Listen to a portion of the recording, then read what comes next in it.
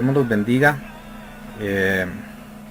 Estamos otra vez aquí. Hoy vamos a tratar de terminar de ver lo que son las tres últimas dispensaciones: gracia, juicio y reino. Vamos a detenernos un poco en algunas de ellas para poder esclarecer algunos puntos. Entonces vamos a ir de una vez, vamos a orar, nos vamos a poner en las manos del Señor para que sea Él quien nos dirija. Señor Jesús, gracias te damos por habernos dado la oportunidad de estar acá, y gracias por tu palabra y gracias por tu fidelidad.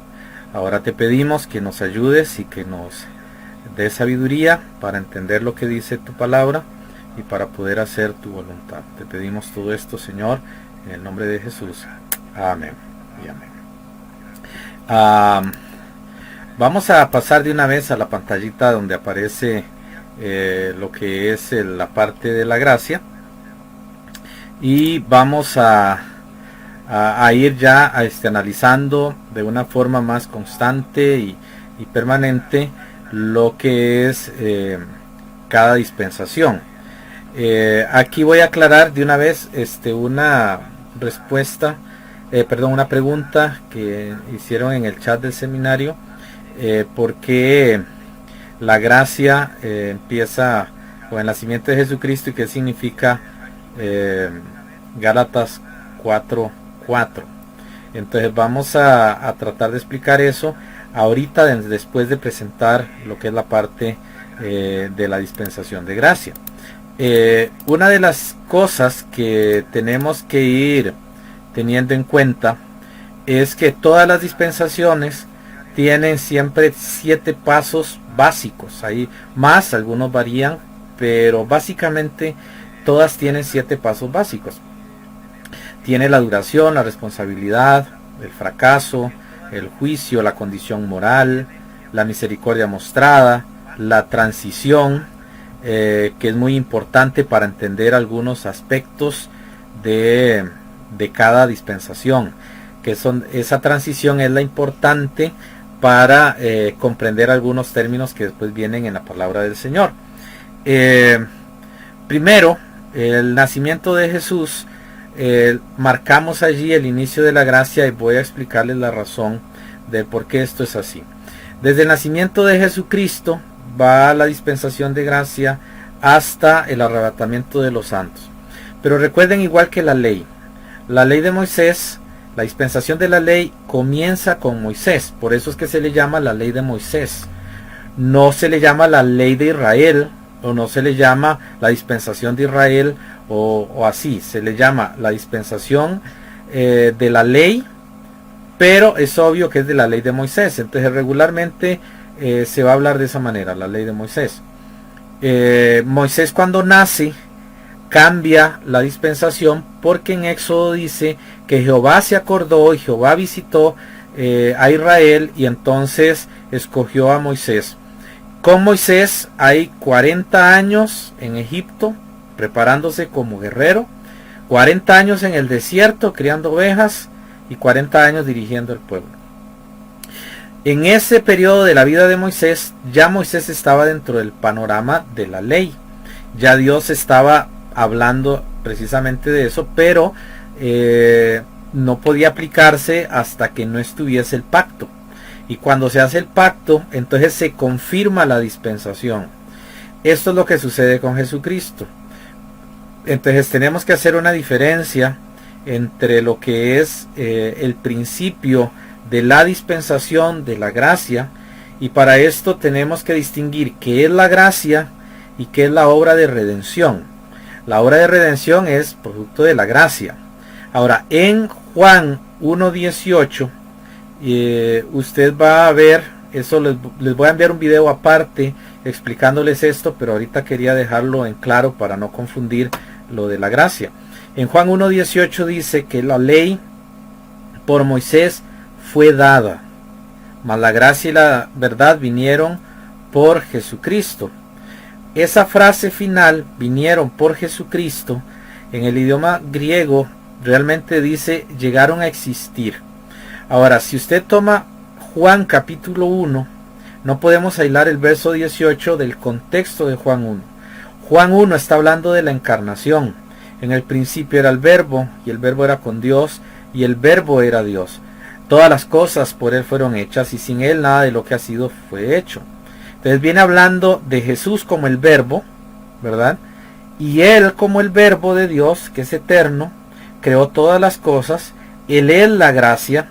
Primera de Juan capítulo 1, lo pueden apuntar por allí. Primera de Juan capítulo 1 nos dice que pudieron palpar la gracia, pudieron palpar la verdad, es decir, pudieron tocarla. Juan 1.18 cuando dice que, perdón, 1.17 si no me equivoco, cuando dice que la gracia y la verdad fueron dadas por Jesucristo, lo que está diciendo es que la gracia llegó a existir. ¿En qué sentido? Dios existía eternamente, ha existido siempre, él nunca puede no ser, siempre es, pero Dios llegó a ser de una manera especial una persona. Jesús físicamente era Dios hecho hombre, a eso le llamamos encarnación. Eso tiene que ver con la hipóstasis, la unión hipostática de Cristo, la humillación de Cristo, la kenosis, y también tenemos que ver sobre lo que él hizo como Dios en la tierra. Entonces cuando Jesús nace, y esto es algo que tenemos que entender, Jesús no llega a ser Dios después del bautismo, ni Jesús llega a ser Dios después de la cruz, ni Jesús llega a ser el sacrificio perfecto hasta la cruz. No, Jesús en el momento que es concebido, en ese momento en el vientre de María, está la gracia de Dios, es Dios allí en ese vientre. Es tanto así que cuando Juan el Bautista, estando en el vientre de su madre Elizabeth, y viene la prima de Elizabeth y le habla a María, le habla a Elizabeth, dice que el niño salta en su vientre. ¿Por qué salta en su vientre? Es obvio que lo que quiere decir el Evangelio es que la presencia de Jesús produjo eso en Juan. Jesús es Dios en el vientre, fuera del vientre, y también después de la resurrección, incluso muerto, su cuerpo humano no dejó de ser un cuerpo divino y perfecto. Entonces esos misterios, y yo sé que ya algunos se están preguntando, entonces Dios se murió, no entra en el tema ahorita, pero se puede explicar la razón de por qué creemos que el cuerpo de Jesús era divino, porque la Biblia lo dice.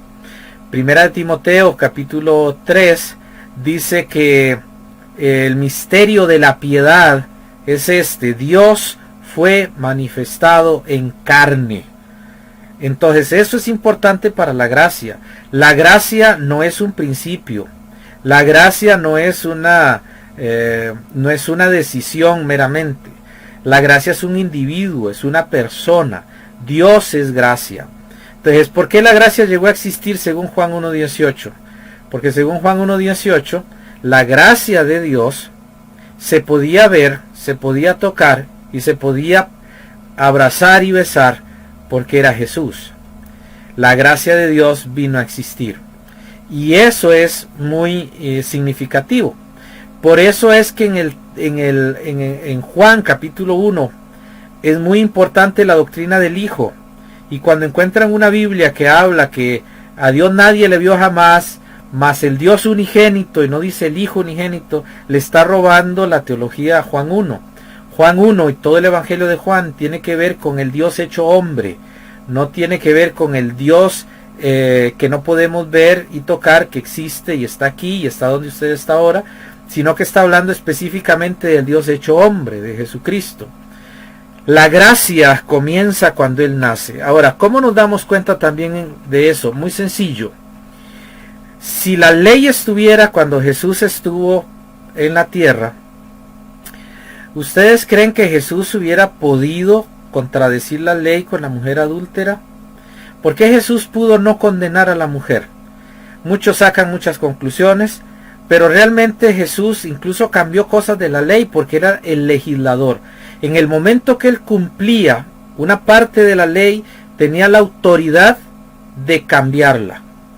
Y eso es lo que Él vino a hacer.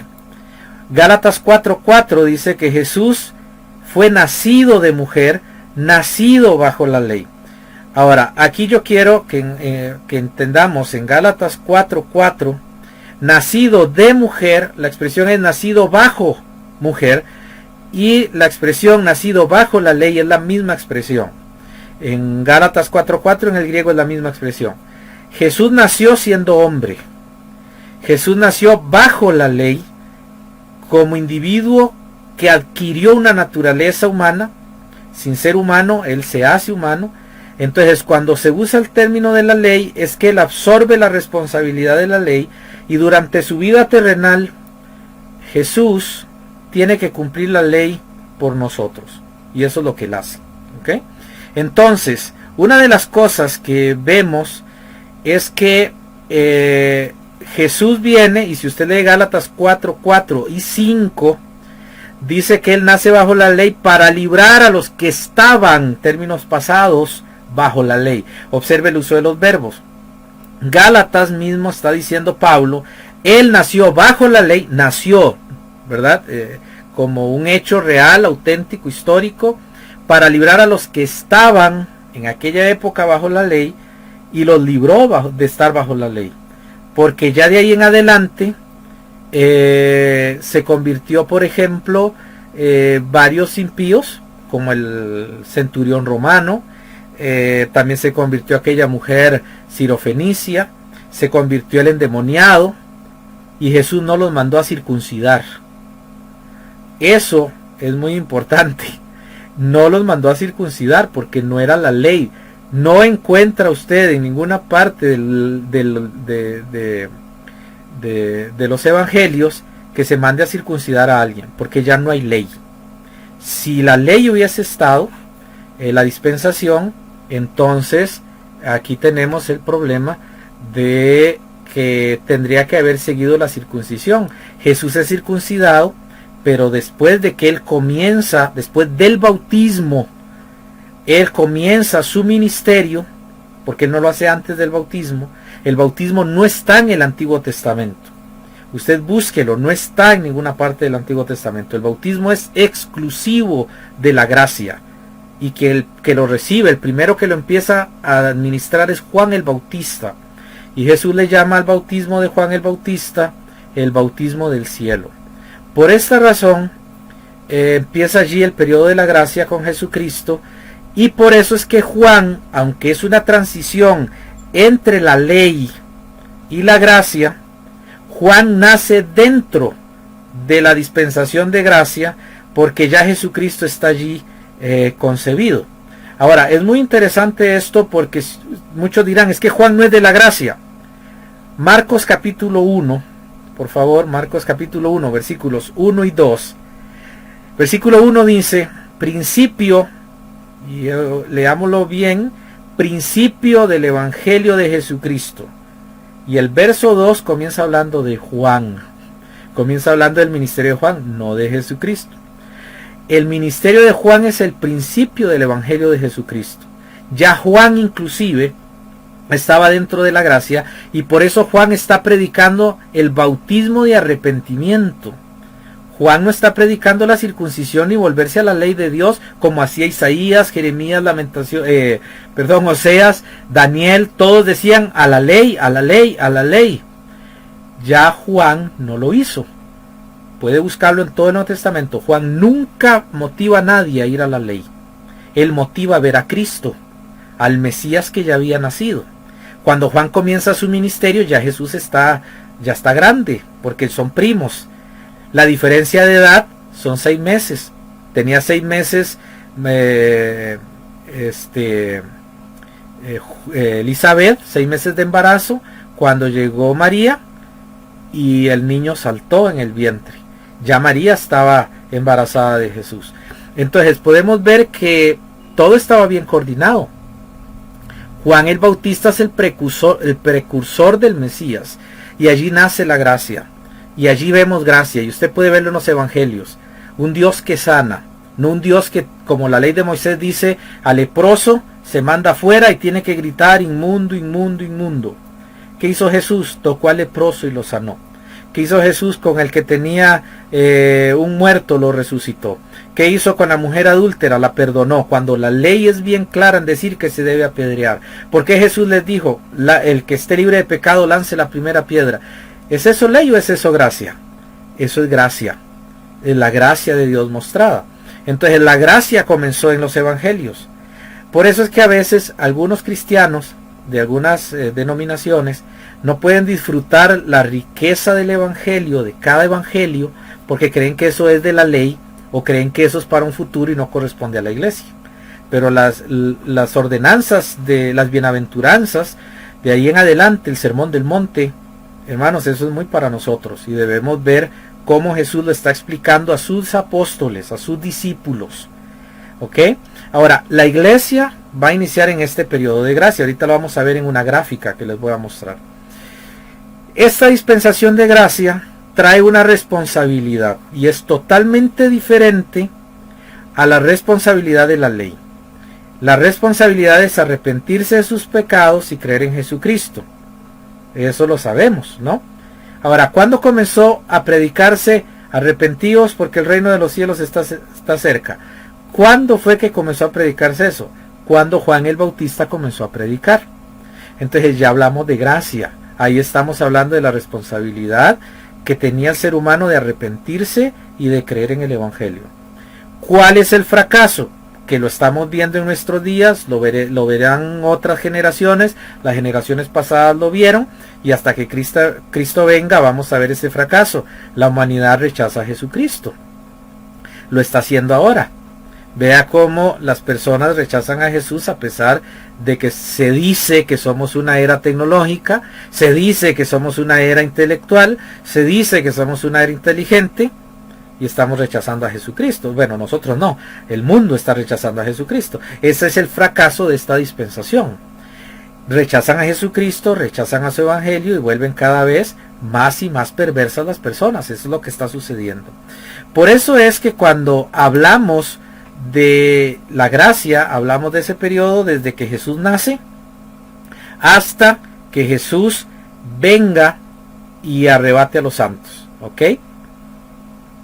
Israel en este momento queda disperso, Israel queda fuera, e Israel nunca más va a volver a ser el mismo Israel. Y hermanos, la gracia no es un paréntesis. Siempre me he opuesto a eso, porque teológicamente no es correcto. Dicen, la gracia es un paréntesis. O sea, significa que la tribulación es continuación de la ley. Pero si usted lee lo de la tribulación, más todo lo que dicen los otros textos, incluyendo el Antiguo Testamento, sobre la tribulación, usted se da cuenta que no es de la ley. No se hace lo mismo que hay en la ley. Hay una diferencia, es una dispensación, la vamos a ver ahorita. ¿Cuál es el juicio que Dios va a enviar a la humanidad en esta dispensación de gracia? Dios los entrega a su incredulidad y pecado, viviendo ellos en sus inmundicias. Ese es el juicio de Dios para esta dispensación. ¿Ha visto lo que hace una persona cuando rechaza el evangelio? ¿Lo ha entendido y lo rechaza?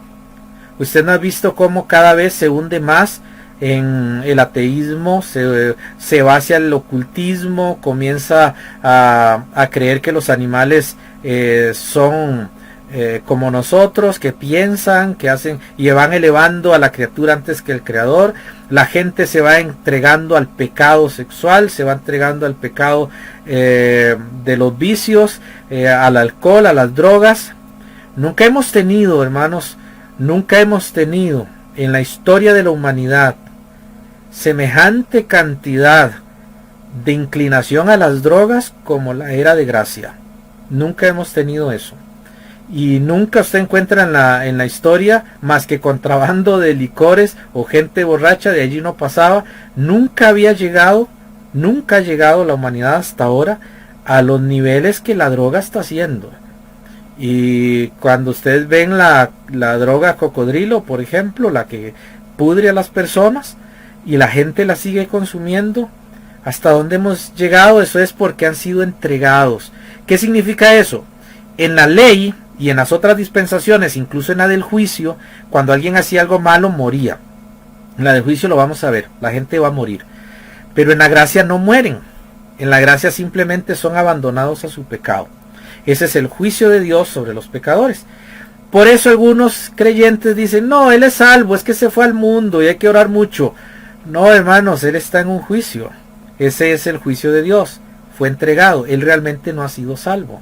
Una persona salva puede ser juzgada, puede ser disciplinada, puede ser corregida por el Señor, pero va a volver. Si no vuelve y pasan los años y ni arrepentimiento tiene, está en un juicio. Y es el juicio de que ha sido entregado en su propia maldad y en su propio pecado. Eso es claramente demostrable en la Biblia. Y la Biblia dice en 2 Timoteo 3, del 1 al 7, que el ser humano se va a ir haciendo cada vez más perverso y pecador en esta dispensación. Y 1 Timoteo 4, del 1 al 3, nos habla de esas personas viviendo en inmundicia y viviendo en pecado. Entonces es muy importante que veamos, entendamos esa parte. Ahora, Dios puso una condición, o había una condición moral. Esa condición moral tiene que ver con reconocer a Dios y a su existencia, pero ellos moralmente lo van a rechazar. ¿Sabía usted que la evolución no es reciente? Por ejemplo, la evolución no nace con Carlos Darwin, no nace allí. Carlos Darwin lo hace como en el 1800, tal vez por ahí.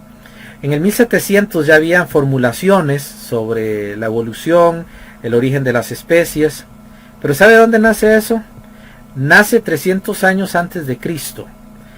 Y los griegos creían que los animales se transformaban en otras cosas hasta llegar a ser seres humanos, y por eso creían en el centauro, por eso creían en estos animales místicos, mitad cabra y mitad persona, o mitad caballo, mitad persona. Ellos creían en ese tipo de cosas porque ellos creían en la selección natural. De ahí nace realmente la evolución. Y es muy interesante porque Pablo la contradice y Juan la contradice en Juan 1:1, en el principio que dice que era el verbo y el verbo era con Dios y él creó todas las cosas. Ellos están obviamente conociendo ese tipo de enseñanzas. Ahora, ¿cuál es la misericordia de Dios? Que tiene paciencia y espera que todos los hombres se arrepientan, y eso es lo que él está haciendo. Por eso es que el malo, uno dice, pero ¿por qué los malos no se mueren? ¿Por qué los malos no les pasa nada? Porque se llama paciencia. Dios está esperando que se arrepientan. Y alguna gente tiene una vida larga y Dios ha tenido toda esa vida larga esperando que se arrepientan. Y algunos nunca lo van a hacer, otros sí lo van a hacer, pero la mayoría no lo va a hacer. Pero esa es la misericordia, la paciencia de Dios para que los hombres sean salvos. Eso usted lo puede leer en Juan 16 del 8 al 11, y donde se habla de el convencimiento del Espíritu Santo. Entonces Dios por eso ha alargado esto. Si usted ve gente mala, y lo podemos ver y parece que les va muy bien, no es que les va bien, es que Dios tiene paciencia para que se arrepientan. Esa es la oportunidad que tienen, y es la única que tienen. En el momento que mueren ya no hay ningún tipo de oportunidad. Y por último viene la transición. La transición se da cuando Jesucristo nace y pasa hasta que él funda su iglesia y se constituye ya como una iglesia formal. Y no tengo la presentación aquí, entonces les voy a pedir que puedan quizás apuntarlo por allí. En Primera de Corintios, y les voy a dar unos pasajes que tienen que ver con la fundación de la iglesia, con la naturaleza de la iglesia. Brevemente, para no perder el tiempo con esto, ya les voy a dar los pasajes. Voy a abrir el documento por acá. Ok, vean, cuando Jesucristo va a fundar la iglesia, él hace algo muy interesante. Mateo capítulo 10, versículos del 1 en adelante, y usted puede buscar los paralelos de Marcos y Lucas, cuando él llama a los apóstoles, ¿verdad? Él llama a los apóstoles y él los manda a predicar y les da autoridad sobre los espíritus inmundos. Esto es clave porque Primera de Corintios capítulo 14 ¿verdad? Versículo 37, si no me equivoco, 38, dice que él puso primeramente en la iglesia a apóstoles. ¿A quién puso primeramente en la iglesia? Apóstoles. En la referencia de Mateo 10 está diciendo que allí Dios ya tenía su iglesia. Como dije una vez, por orden, para no suponer mucho, decimos la iglesia, podemos poner una fecha por lo menos tangible, que es de Mateo 10 en adelante, pero ya la iglesia estaba, porque dice 1 Corintios que él puso en la iglesia apóstoles. Ahora dice Efesios 2:20 que la iglesia está fundada sobre los apóstoles y profetas, siendo la principal piedra del ángulo Jesucristo. Aquí es donde nace la iglesia del Señor. Y por eso voy a mostrarles una gráfica que tenemos por acá. Usted, el que tiene el libro, la tiene. Esa gráfica nos va a hablar de la dispensación de gracia. Ahora voy a ver si lo puedo señalar por acá. Ahí tenemos el principio del canon del Nuevo Testamento. Eso inicia precisamente con el nacimiento de Jesucristo. Nacimiento de Jesús antes de la muerte de Herodes, probablemente. Esto es el año 5 o 4 antes de Cristo. La fecha que Gregorio propuso estaba equivocada. Bueno, pues sucede que aquí comienza el Nuevo Testamento con Jesucristo. Jesús es bautizado, Mateo capítulo 3, y esto es alrededor de los 30 años de edad. Después de esto, Jesús entra en su ministerio en la tierra. Ya él comienza, después del bautismo, él comienza a predicar el evangelio. Aquí es donde tenemos la iglesia fundada de Jesucristo en este lugar, porque Efesios 2:22 dice que fue fundada sobre los apóstoles y profetas. Ahí tengo el texto, perdón que dije 38, era 28. 1 Corintios 12:28 dice que lo primero que Dios puso en la iglesia fueron apóstoles, ¿verdad? Y ellos ya estaban aquí en el ministerio terrenal. Entonces, entre el lapso del bautismo de Jesús y el inicio de su ministerio, usted puede observar que él hizo llamados de ciertos discípulos. Y él llamó a los apóstoles, que son los que se mencionan por nombre, pero la Biblia dice que ya había más gente. De hecho, 1 Corintios 15 dice que ya al final del ministerio de Jesús habían como 500 hermanos. Aquí podemos ver que en este lapso de tiempo, en esta parte pequeña, en alguno de esos lugares nació o se fundó la iglesia de Jesucristo. Él no le puso fecha, y le voy a decir por qué. Han visto que todo el mundo que cree que la iglesia fue fundada en Hechos 2, ahora en este momento le llaman la dispensación del Espíritu y prácticamente adoran eso al Espíritu Santo. Y en parte tendrían razón, porque si fue en Hechos 2, no fue Jesucristo quien fundó la iglesia, fue el Espíritu Santo. Aunque Jesús lo haya enviado, como Dios Padre envió al Hijo, sin embargo, si no fue Jesucristo quien fundó la iglesia, sería el Espíritu Santo. Eso haría que Jesús no pudiera continuar con la cena del Señor, porque fue instituida antes de la muerte, ni podríamos tener el bautismo en agua, porque fue instituido antes de su ascensión y antes de su muerte, y por lo tanto tendríamos entonces una dispensación a partir de Hechos 2 sin bautismo y sin nada. Pero podemos leer que sí sigue, tal y como Jesús lo enseñó. 1 Corintios 11, Jesús fue bien claro en decir que nosotros celebramos la cena del Señor, Pablo, porque Cristo estableció esa orden.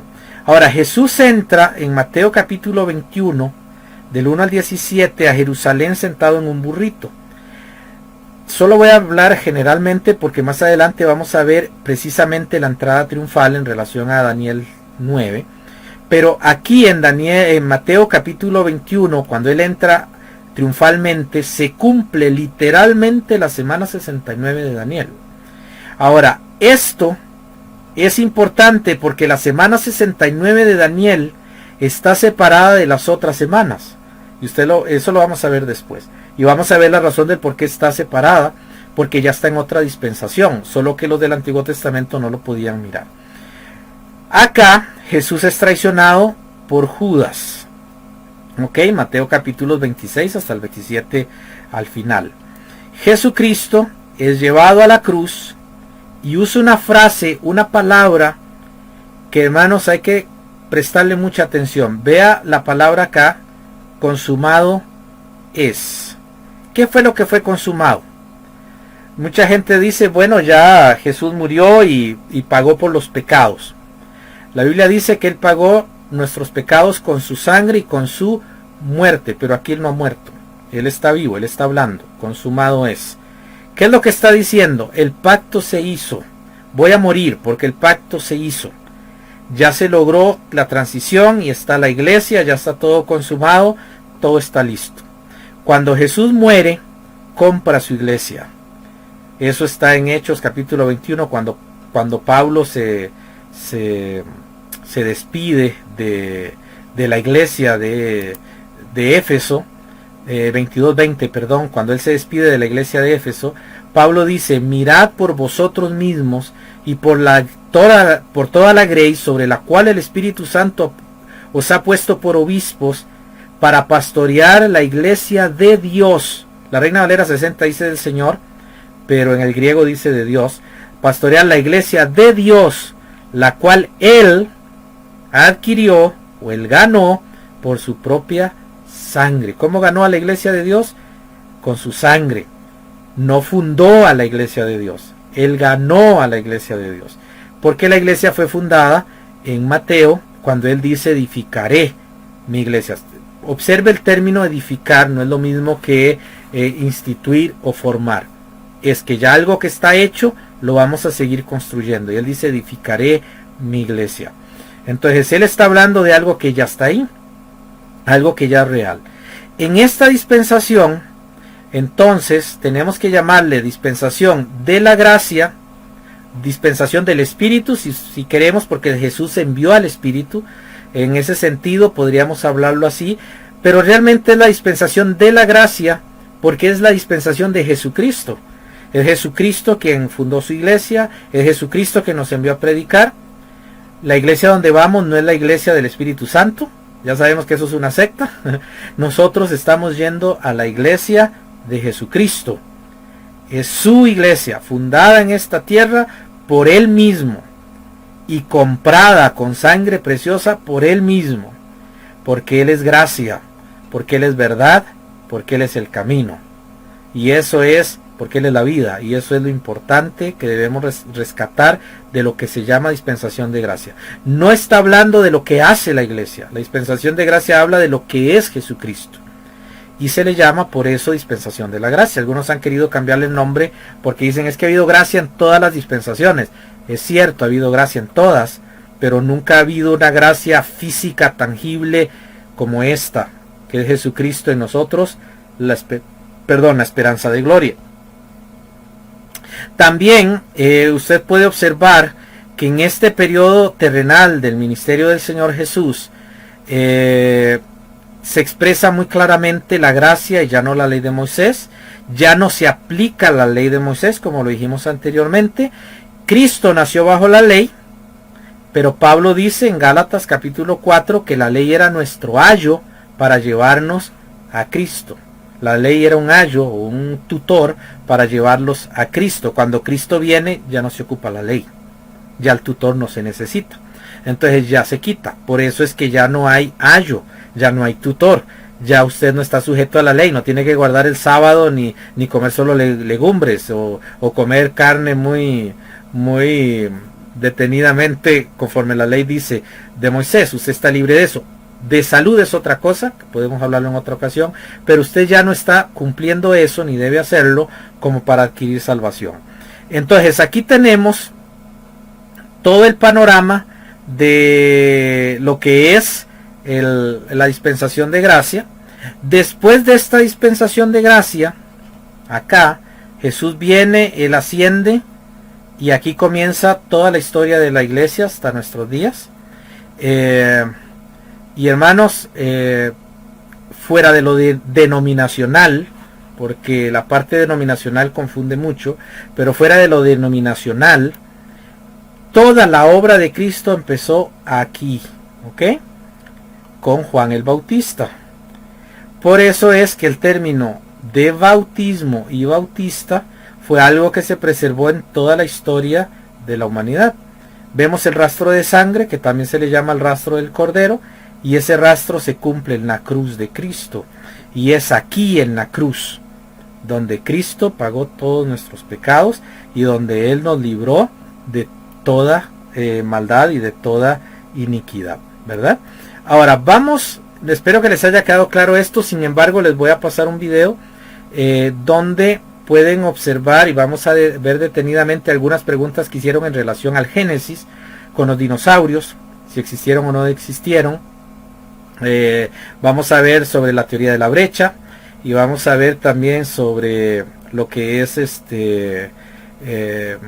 de la gracia. Se los voy a explicar un poquito mejor, y los números, cómo se manejan los números y qué es lo que hay que hacer con ello, ¿verdad? O sea, cómo podemos entender eso. Por ahora espero que les haya quedado claro acá. Esa es la dispensación de gracia y va a terminar cuando Jesucristo arrebate a sus santos. Había otro gráfico, pero no lo voy a poner para no alargar solo en esta dispensación. Ustedes, los que tienen las notas, pueden continuar allí ampliando un poquito más sobre esto. La otra dispensación que tenemos es precisamente la dispensación de juicio. La dispensación del juicio se le llama de esta manera porque es cuando Dios va a juzgar a dos individuos. Recuerden que hay tres naciones o hay tres grupos de personas. Tenemos a la iglesia de Dios, tenemos a los judíos y tenemos a Israel. Pero en la de juicio son solo dos grupos de personas que van a estar, porque usted y yo como iglesia de Cristo no vamos a estar. Esta era de juicio inicia desde el arrebatamiento de los santos hasta la manifestación de Jesucristo. Yo no soy partidario de llamarle el arrebatamiento de la iglesia, porque hermanos, no hay una iglesia en todo lado. O sea, solo hay una iglesia en cada parte. Yo no puedo hablar de una iglesia universal. Por ejemplo, yo digo, desde que se inventó el coche, desde que se inventaron el carro, esto ha sido una bendición para la humanidad. Pero allí carro, aunque está en singular, no está diciendo que es un solo carro que es universal, sino que es un montón de carros. O sea, cualquier carro, cualquier vehículo es eso. Cuando la Biblia habla a veces de la iglesia, hace eso. Él dice la iglesia, cualquier iglesia, es un término general. Nosotros podemos decir, usted tiene que hacerle caso al médico. ¿Pero cuál médico? Cualquier médico. O sea, sabemos que es cualquier médico. No es que hay un médico universal. Cuando hablamos de la iglesia y ellos hablan de iglesia universal, confunden eso. En la Biblia la iglesia es cualquier iglesia y a veces se usa el término genérico. No hay arrebatamiento de la iglesia, hay arrebatamiento de los santos vivos que tienen un encuentro con los resucitados en las nubes. Eso está en Segunda Tesalonicenses, en Primera Tesalonicenses. Pero eso lo vamos a ver con mucho detalle después. Vamos a ver eso. Ahorita es un resumen de todas las dispensaciones. En esta dispensación de juicio hay una responsabilidad. Se les demanda reconocer a Dios como soberano y adorarlo. Esta dispensación es una de las más pequeñas, la que dura menos, una de las que duran menos, pero la más pequeña fue la de la inocencia. Esta dispensación, Adán tuvo que ponerle nombre a los animales, y ya lo vimos anteriormente, fueron meses tal vez, quizás días, cuando la dispensación de inocencia duró. Entonces no tenemos ningún problema en ver que la del juicio sean 7 años. Esta va a durar precisamente desde el arrebatamiento hasta la manifestación, no la segunda venida. Y más adelante les voy a explicar, pero para que no se confundan, la segunda venida, el término segunda venida, se divide en dos tractos. La venida por sus santos, que somos los santos de las iglesias, y la venida con sus santos, que es establecer el reino milenial. La venida con sus santos, todo ojo le verá. La venida por sus santos, que es el rapto de la iglesia, no todo ojo le verá. ¿Ok? Entonces son dos etapas de la misma venida. Por eso cuando hablamos de la segunda venida se incluyen regularmente eso y hacemos la diferencia como la venida por sus santos y la venida con sus santos. Y aquí podemos ver que va a suceder, empieza el arrebatamiento, después del arrebatamiento de la iglesia, viene hasta la manifestación de Jesucristo, Apocalipsis 4.1 hasta Apocalipsis 19.21 y Daniel 12.1 y Jeremías 30.7. Allí usted puede ver que hay 7 años exactos de tribulación, que fueron profetizados en Daniel 9.24 al 27. ¿Verdad? Esa es la semana 70 de Daniel que se va a cumplir, y la semana 70 de Daniel está separada de lo que son las otras semanas que tenían que ver con Israel, porque esta semana tiene que ver con dos pueblos, Israel y las naciones. Ahora, esta dispensación, el hombre comienza sin la presencia de la iglesia instituida por Jesucristo, que es la sal de la tierra. Eso lo vemos en 1 Tesalonicenses 4, 16 al 18. Ya no está la iglesia. Entonces Mateo 5, del 13 al 14, nos va a confirmar precisamente la función de sal que tiene la iglesia. Vosotros sois la sal de la tierra. Si la sal no diere su sabor, ¿con qué va a ser salada? Una ciudad asentada, etcétera, etcétera. Ahora, el Espíritu Santo, aunque no puede no estar, en ese periodo él siempre va a estar, como ha estado en todos los periodos, pero en ese periodo ya no va a estar como está aquí. El único pueblo que ha sido bautizado con el Espíritu Santo ha sido la iglesia en Pentecostés, y el único pueblo que tiene en el corazón de forma permanente y eterna el Espíritu Santo son los santos de las iglesias. Solamente la familia de Dios en esta época tienen al Espíritu Santo en el corazón, permaneciendo para siempre. Yo voy a fallecer y vamos a ir y el Espíritu Santo va a seguir en nosotros, vamos a resucitar y Él va a seguir en nosotros por la eternidad. En las demás dispensaciones no va a pasar eso. Por eso cuando se quita la iglesia, se quita una influencia directa del Espíritu Santo, que es precisamente por medio de los creyentes salvos. Entonces durante este periodo de la tribulación no va a haber lo que se llama un periodo de manifestaciones del Espíritu Santo de Dios. Ahora bien, aquí hay otra cosa que tenemos que considerar, y es que la responsabilidad, como dije, era conocer a Dios. Apocalipsis 7 del 9 al 14, Apocalipsis 7 del 9 al 14, Apocalipsis 14 del 6 al 7, nos dicen precisamente eso. O sea, nos están diciendo precisamente que la dispensación sí tiene, como todas las demás dispensaciones, tiene principios a seguir y tiene una responsabilidad. También usted lo puede ver en Apocalipsis 14 del 6 al 7. ¿Cuál es el fracaso de esta dispensación? Este es terrible, porque ellos van a conocer a Dios, ellos no van a negarlo como hacen ahora los ateos, ellos van a aceptar que Dios existe, ellos van a ver las acciones de Dios y lo van a odiar de corazón.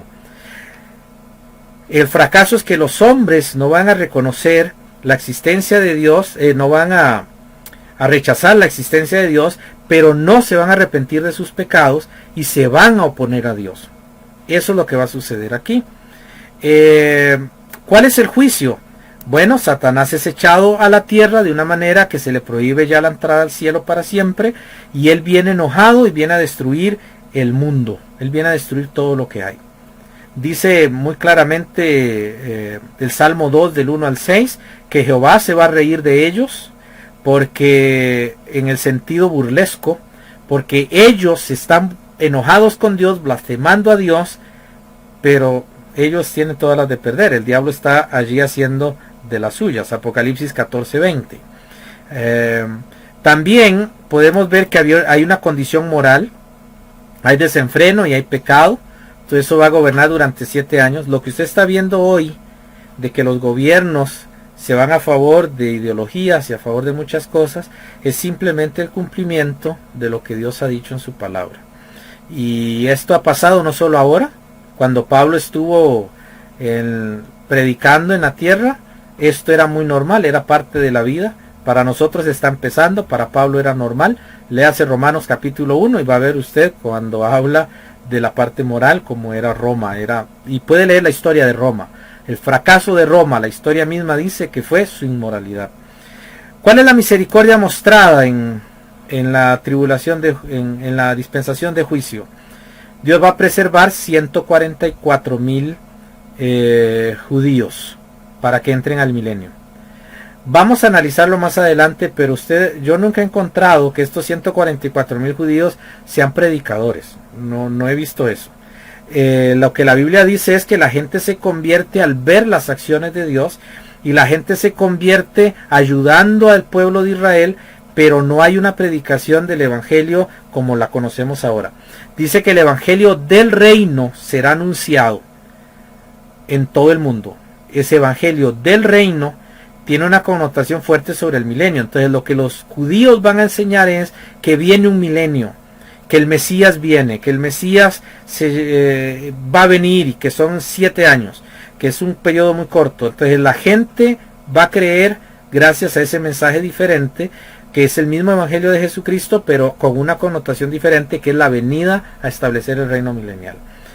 Y por último, la transición es después de la manifestación. Después de la manifestación, de que Jesucristo viene, mata arroja al anticristo y al falso profeta vivos al infierno, al lago de fuego, y después encarcela a Satanás, van a haber 42 meses, ahí está en la Biblia, lo vamos a ver después, hay 42 meses para purificar el mundo de los muertos. Es tanta la matanza que va a haber, que la humanidad viva va a quedar durante 42 meses antes de entrar al milenio, purificando la cantidad de muertos que van a haber. Entonces aquí tenemos la expresión de la ira de Dios. Nuestra dispensación es la gracia de Dios. Él tiene paciencia y Él está diciendo a los hombres que se arrepientan, pero aquí no hay paciencia, aquí no hay tiempo, aquí o se convierten o mueren, no hay otra opción. Y esto es algo que va a suceder, aunque el mundo y el diablo quieran ocultarlo.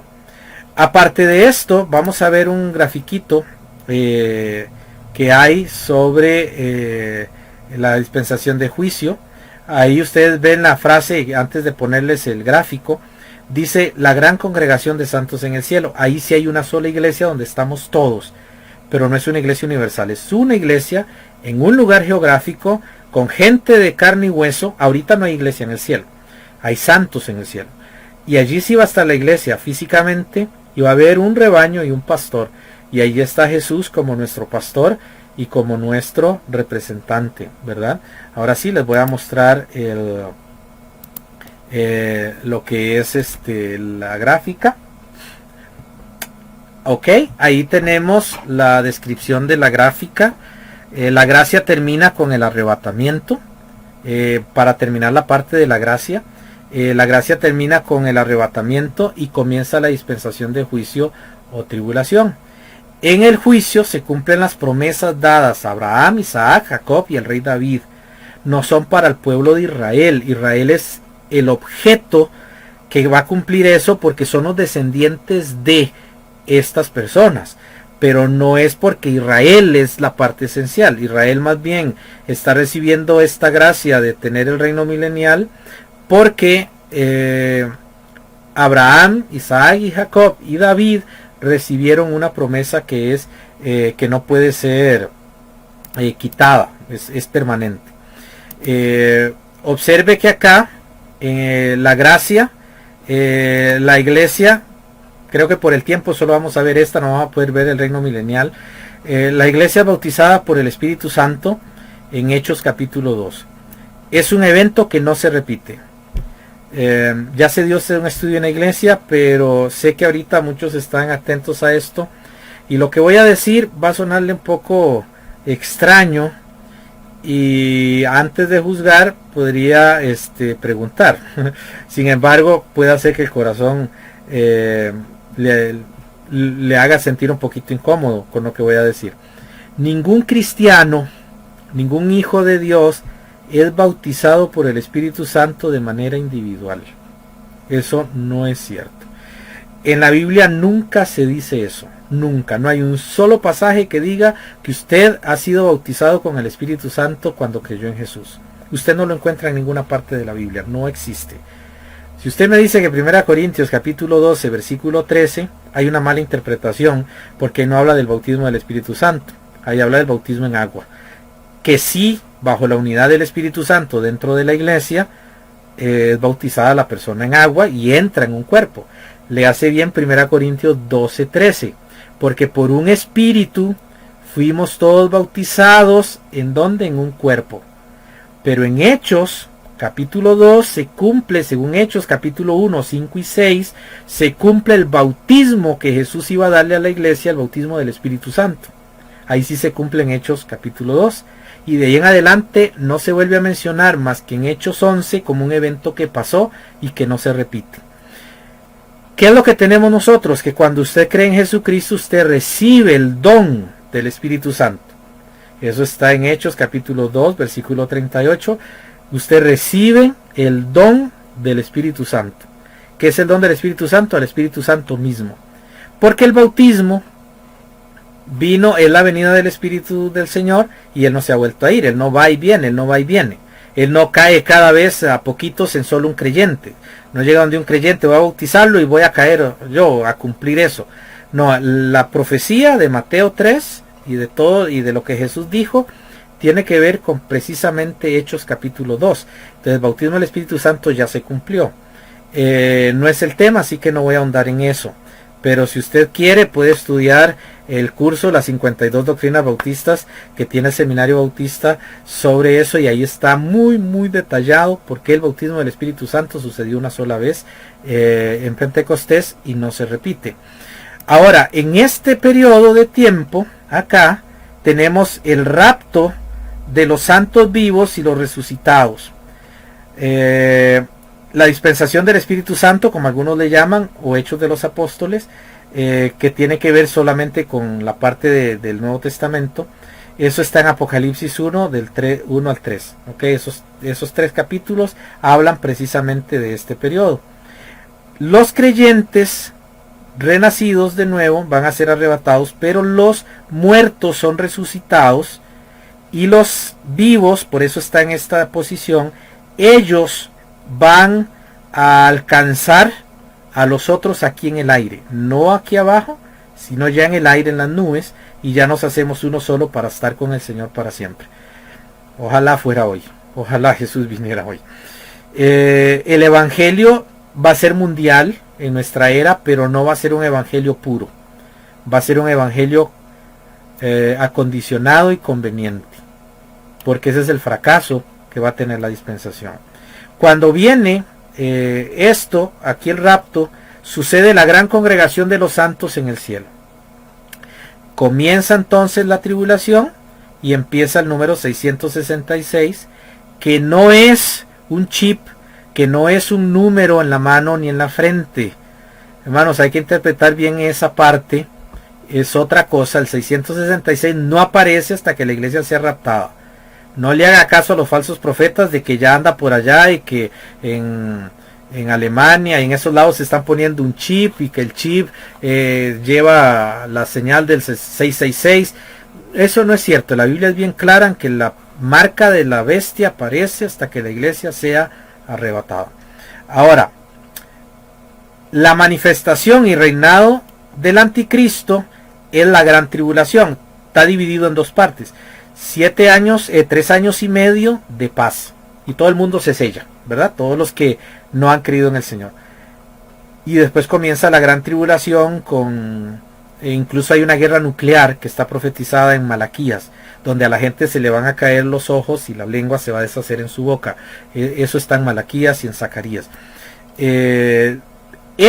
Aquí hay una resurrección de santos, pero los impíos de esta dispensación, de la de ley y el resto de dispensaciones, no resucitan hasta que Cristo se manifieste, hasta que Cristo venga.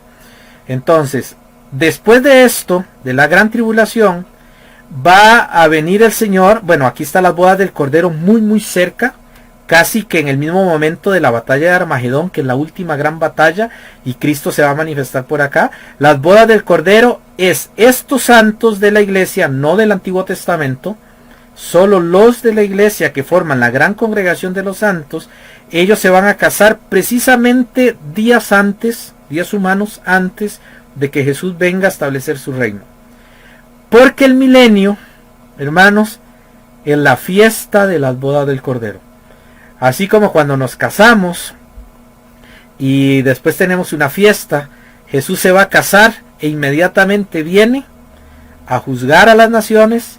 Él viene a destruir al anticristo, viene a atar a Satanás, va a limpiar la tierra de toda la muerte, y él va a poner su pie en el monte de las olivas, que se va a hacer un gran valle que no existe, pero está en las profecías del Señor.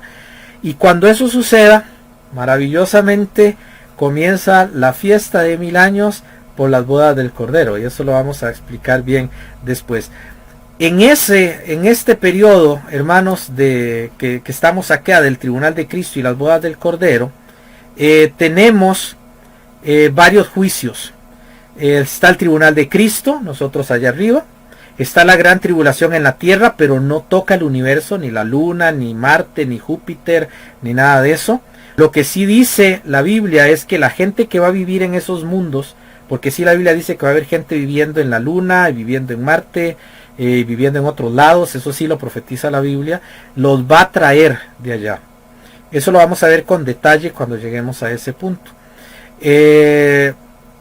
Acá la Tierra es el centro del universo, aunque los evolucionistas y los que hacen teorías no quieran creer en eso. La Biblia dice que la Tierra es el centro del universo. De hecho, todo el universo va a ser conmovido por un planeta, por el planeta Tierra. Casi al final de la tribulación, como dije, suceden las bodas del Cordero. La iglesia va a permanecer para siempre en la Nueva Jerusalén, y desde allí va a reinar con Jesús. No va a reinar en el milenio. Hay una confusión allí con lo que van a hacer los 12 apóstoles. En la tierra termina este periodo con el Armagedón, y Cristo desciende y pone sus pies sobre el monte de los olivos. Quiero leerlo en Zacarías 14:4. Dice que estarán plantados sus pies, Zacarías 14:4, estarán plantados sus pies en aquel día sobre el monte de los olivos, que está frente a Jerusalén, hacia el oriente, y será partido el monte de los olivos de por medio, a la mitad, hacia el este y hacia el oeste, formando así un valle grandísimo, pues que la mitad del monte se removerá hacia el norte y la otra mitad de él hacia el sur. Eso está en Zacarías 14:4. Ese es un valle que vamos a hablar, donde va a llegar Rusia, China, que están profetizados en la Biblia y mencionados en la Biblia. En este valle va a ser el juicio de las naciones y el juicio de Israel, ¿verdad? Recuerde que no todo israelita va a ser salvo, entonces Israel tiene que ser juzgado. Satanás será prisionero en el abismo por 1000 años, donde actualmente hay demonios, que en la tribulación, en este periodo, van a salir esos demonios. Eso lo vamos a ver más adelante, porque vamos a desglosar todo este periodo pieza por pieza, para que usted lo pueda comprender. Aquí van a salir unos demonios que van a hacer un daño terrible a la gente. Después de esto, va a volver todo otra vez a ser encarcelados, enviados al infierno. Satanás va a ser metido en el pozo del abismo, ¿verdad? Y durante 1000 años no hay demonios, no hay espiritismo, no va a haber nada de eso. Y va a ser el reino de paz de Dios. Ya el tiempo se nos fue. Yo estoy muy agradecido que ustedes hayan estado y que hayan aguantado este ratito, esta hora. La otra semana terminamos con el milenio, y porque es corto, y vamos a iniciar ya con detalles específicos de la era de la gran tribulación, pero que quiero comenzar con algo nuestro. ¿Qué es lo que está pasando con nosotros? ¿Por qué estamos viendo lo que estamos viendo? Hermanos, todas estas señales no es para el mundo. Estas señales son para usted y para mí. Jesús viene, Jesús está cerca. Así que tenemos que acercarnos a Él y darle a Él toda gloria, toda honra, toda alabanza, porque Jesús viene y está tan cerca. Ojalá fuera hoy, ojalá Él viniera hoy. Algunos hermanos ya se nos adelantaron. Hace poco nuestro hermano Roger ya se fue con el Señor. Otros hermanos de otras iglesias se han ido con el Señor, se han adelantado a ese encuentro glorioso, pero nosotros esperamos con ansias el día que el Señor venga y nos libre de todo. Y esperamos en Él con confianza y con seguridad. Muchas gracias, hermanos, por haber estado este ratito. El Señor me los bendiga. Vamos a orar y con eso vamos a concluir esta tarde, esta noche. Señor Jesús, gracias te damos por habernos dado la oportunidad de estar acá. Gracias por cada hermano que ha seguido el estudio. Gracias por cada hermano que se esfuerza por aprender. Pero sobre todo gracias por ese libro maravilloso, la Biblia, que nos dice qué está pasando y que nos dice qué está sucediendo. Te damos gracias por eso. Ahora te pedimos que nos guíes y te pedimos que nos des confianza y nos ayudes a serte fieles en todo. En el nombre de Jesús te lo pedimos.